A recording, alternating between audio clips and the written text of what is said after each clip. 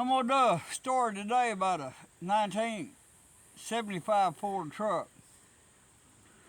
But first I want to kind of do the lead up to how my dad became a Ford man, got to hating Chevrolets. This is the collector on the corner. Oh, now you ready? Yeah, you forgot that part. Oh, I forgot that part? Yeah, Okay. I was just helping you. Okay.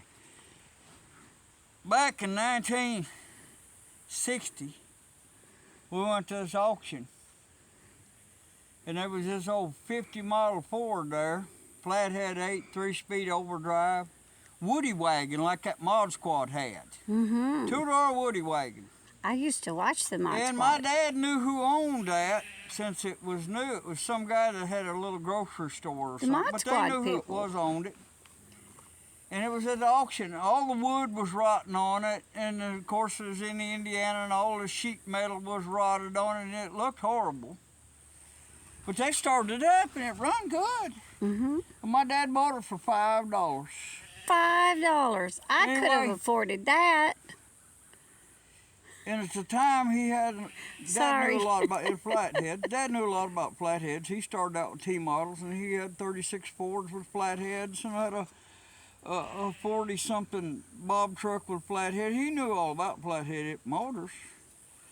Anyway, so he bought the old car and everybody laughed at him when he loaded it up and hooked a trailer behind it. And they said, "Where you going with that pile of junk?" He said, "I got to haul some stuff to Arkansas." He done had his farm and was going to move down here. So he takes off, and I had a new 59 Ford car, but he takes off in that old woody wagon, goes down there and comes back and shows how great it did. I mean, that thing just did wonderful. So finally in '62 we moved to Arkansas and he left that 59 Ford 6-cylinder automatic that he bought new. He left it with my mom. And he drove that old woody wagon back and forth to Indiana while he's working on that Bethlehem steel mill that continues casting. And one day he was going back on a Sunday and he got somewhere up there in Illinois, I think he said around Moments or somewhere in there, Kankakee or somewhere up in there.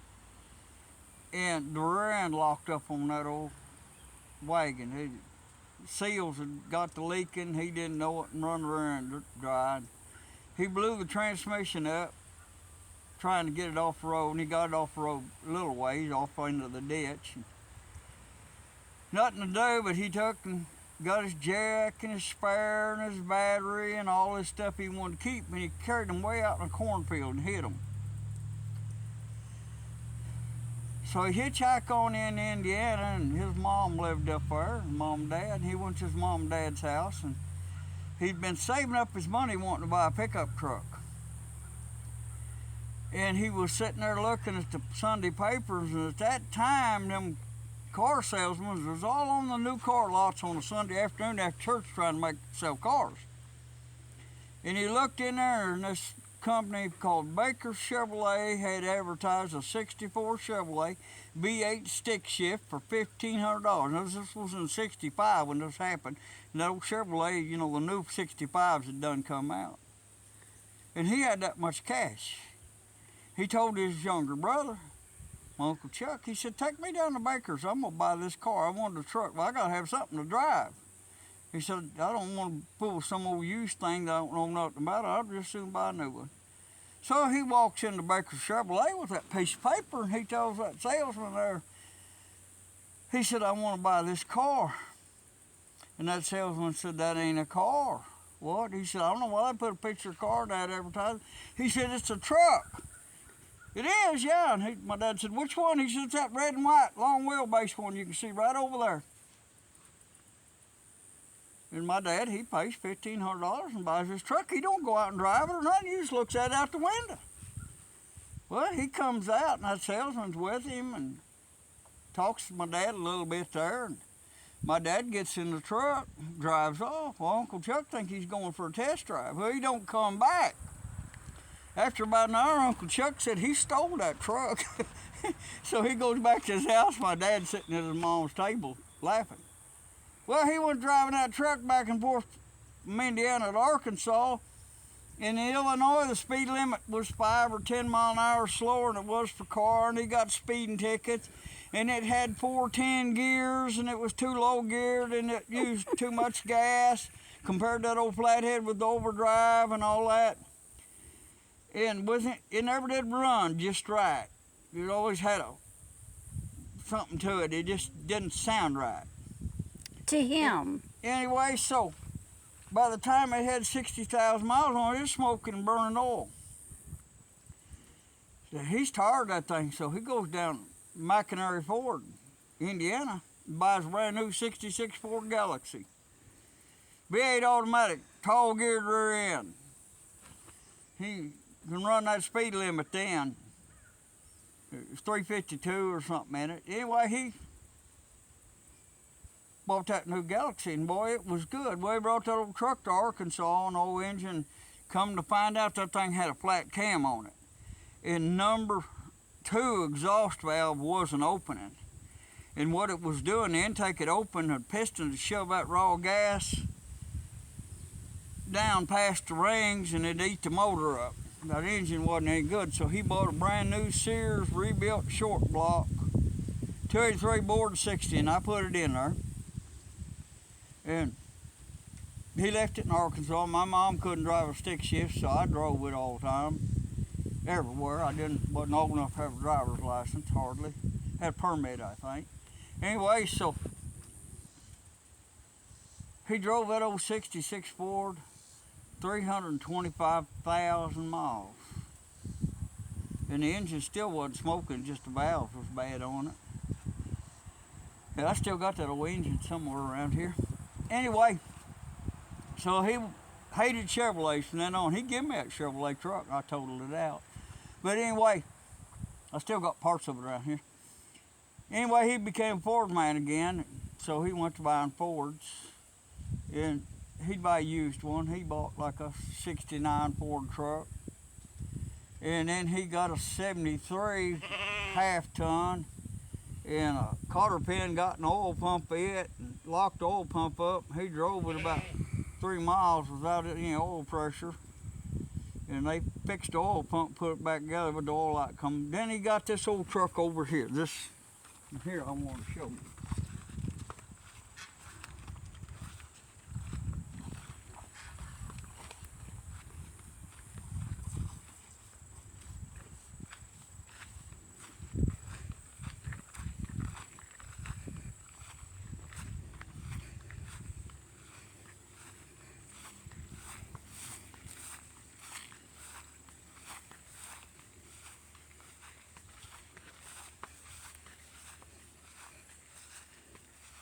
Well, that don't look like no truck.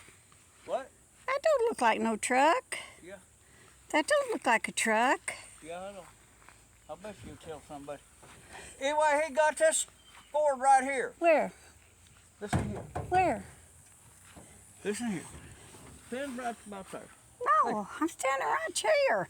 I know. Jiminy crickets. I don't want to show that yet. Oh, you You're did? messing my video up. Oh, well. I got this in my head how I want to go. Okay, y'all didn't Anyway, see that. You got this truck here. Uh-huh. It's 3/4 ton, 75. Mm-hmm. There's a door up that old 73 on it. Yep. Granny 4-speed. I think it's got a 360 motor in it. It is a good truck for him. Well, no wonder he had trouble driving it. It ain't got a steering wheel. Oh, well, somebody took that off. I don't know who did that. Well, them But anyway, Ninos.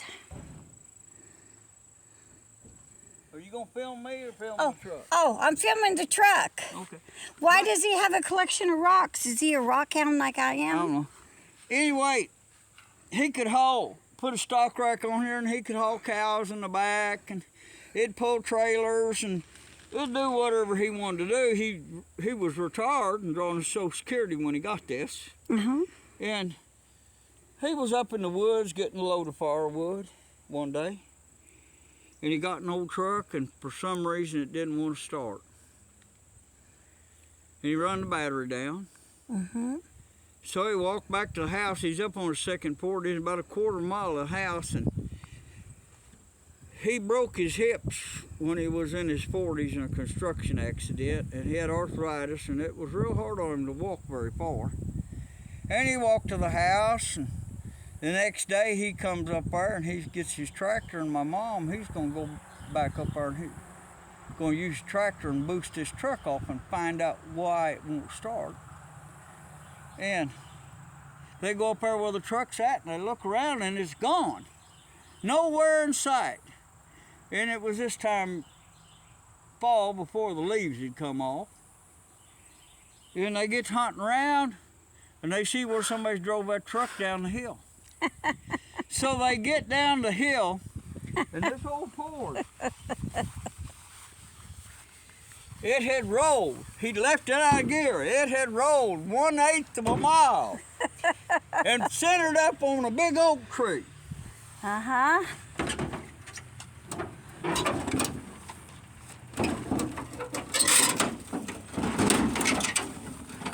Oh, It jeepers. had an engine in it, Yep. but it centered up on a big oak tree. And it put the drive shaft there right They there? had that for pulling. Oh, sorry. And he tied it to another tree and took the radiator out. It mashed the radiator plumb into the fan. I bet it He did. pulled the radiator out and all that, and was hooking onto it, go pull all this forward and fix on it. Uh-huh. He was messing around with it, trying to get it going again. And he thought, well, he said, I ain't got much money, but my credit's good. So he went over there to Black Rock, Arkansas, to the Ford garage and bought him a brand new 1995 Ford pickup on credit. Paid like $24,000 for it. He paid for it. Yep. But anyway, and that was the last truck he had, but it was a new truck. And it held up good for him. But when this thing hit that tree, Wow. it hit so hard. Both doors Did that? had come all the way forward. They pulled them out some. Oh, Both doors was against the They fenders. slapped the fenders. Wow. If you'd been inside there, it come to a sudden stop. You might have went through the windshield. Anyway, I sat around over there, and one day I was over there with my wrecker, and Daddy tells me, he says, Take- "Well, Bill, why got Take old that Ford old truck?" piece of crap home. I'm stepping on stuff. Oh, Junk on, I guess. He said, go up there to where that old Ford truck's sitting. If that old wrecker of yours will move it. He said, you drag that thing to your house. I'm tired of looking at it. He said, every time I go by there, I see it. Look at it. and cry. And he said, all I would have needed to do was put that thing in gear or put the emergency brake on. And I'd still have this old truck. He said, that was a good old truck. I don't know, that old engine still may be good. Hard to say. It's been Long time. since 95. Yeah, long time. Since 95 when he bought that new truck. Anyway, but that's how my dad got to hating Chevrolets, is because the first Chevrolet he got had 410 gears. Well, he ought to And it hate. had a flat cam on the 283. 283 is one of the best motors wood. He just happened to get one that wasn't any good. He ought to hate Fords because this one didn't stay in gear, even though he didn't put it in gear. Uh-huh. It should have said, "Not in gear. Fix it." Well, Debbie, tell what happened to What? the 69 Ford truck. 69. What did Grandpa do to it? 69. He had to quit driving the 69. His nose.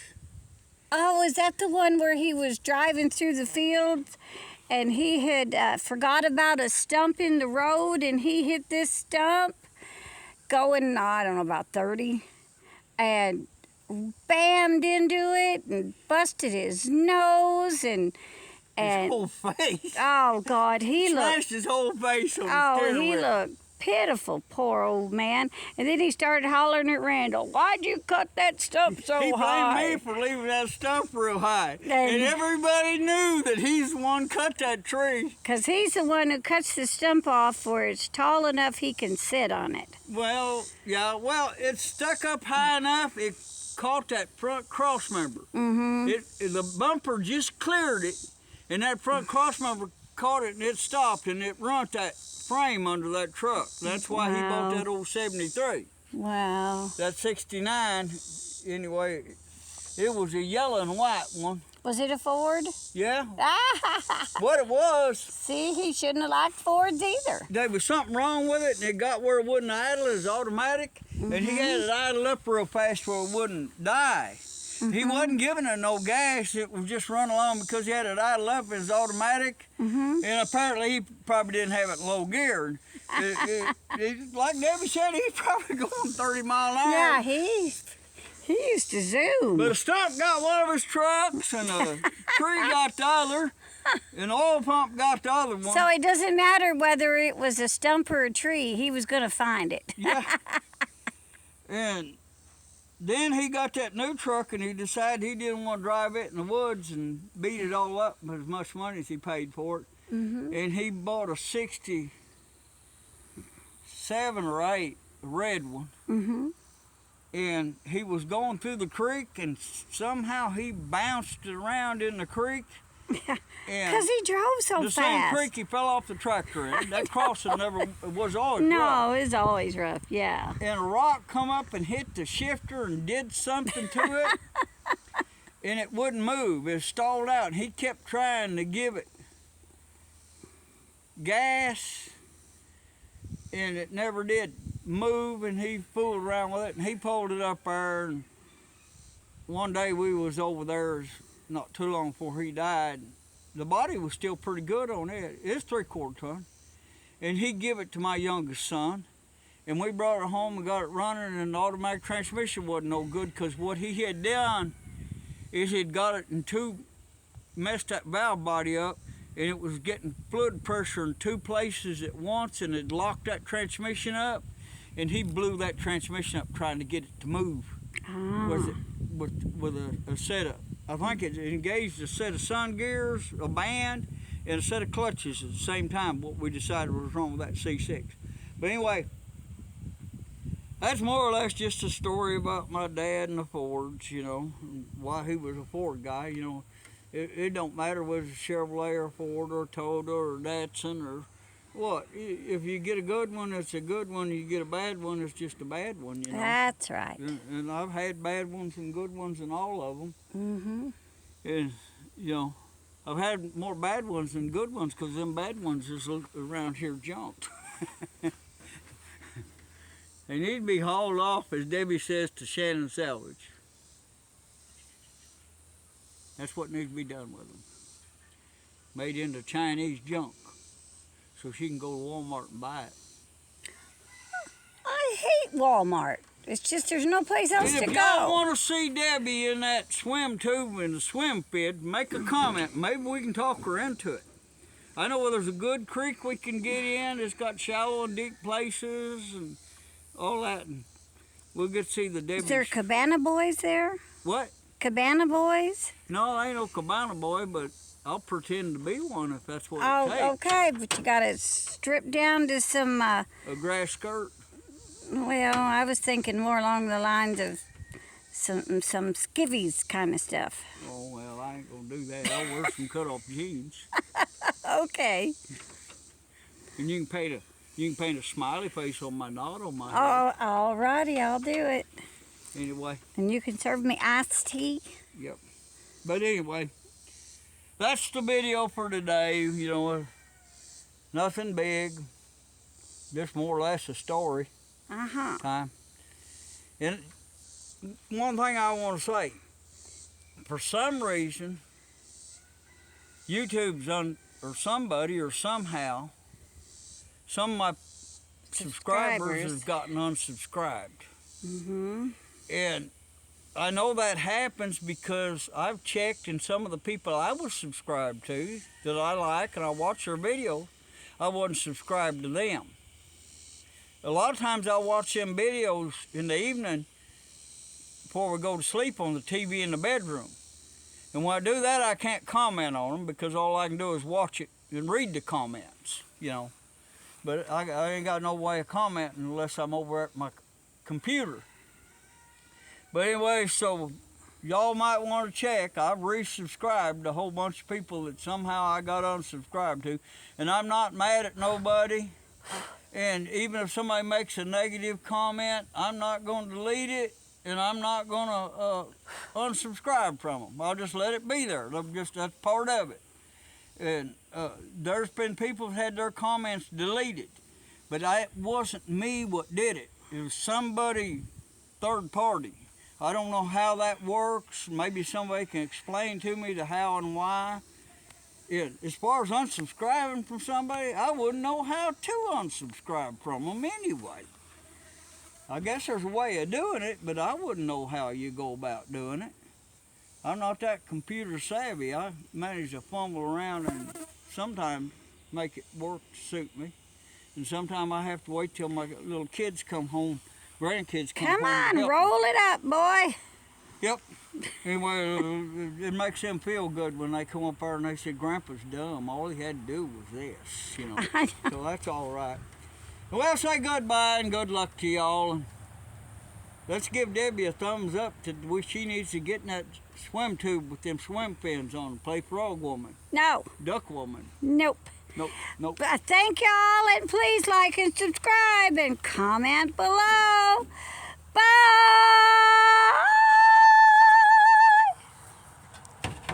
I know that was a little bit loud. Sorry.